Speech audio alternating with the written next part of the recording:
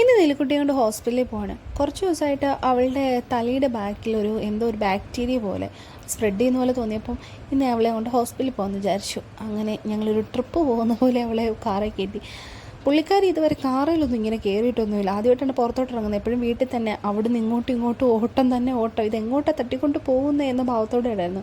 അപ്പോൾ ആകെ ആൾ ഡിസ്റ്റർബ് ആയതുകൊണ്ട് ഞാൻ കുറച്ച് നേരം പുറത്തൊക്കെ ഒന്ന് ഇറക്കി ഒന്ന് കളിപ്പിച്ചിട്ട് നേരെ ഹോസ്പിറ്റലിലോട്ട് കയറ്റി.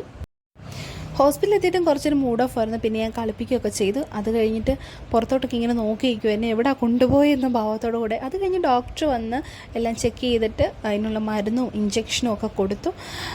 അങ്ങനെ അവിടുത്തെ എല്ലാ പരിപാടികളും കഴിഞ്ഞ് ഞങ്ങൾ നേരെ വീട്ടിലോട്ട് പോവാണ്. ഇങ്ങനെയൊന്നും പുറത്തോട്ടൊന്നും ഇറങ്ങാം. നമ്മുടെ വീട്ടിലും പറമ്പിലും ഒക്കെ അല്ലാതെ അവൾ എങ്ങും പോകത്തൊന്നുമില്ല. വണ്ടിയിലൊക്കെ ആണെങ്കിലും ഭയങ്കര ഇതായിട്ടായിരുന്നു ഇരുന്നത്. അങ്ങനെ വീട്ടിൽ എത്തിയപ്പോഴാണ് നമുക്കൊരു ആശ്വാസമായിരുന്നു, ഞാൻ വീട്ടിലെത്തിയല്ലോ എന്നോർത്ത്.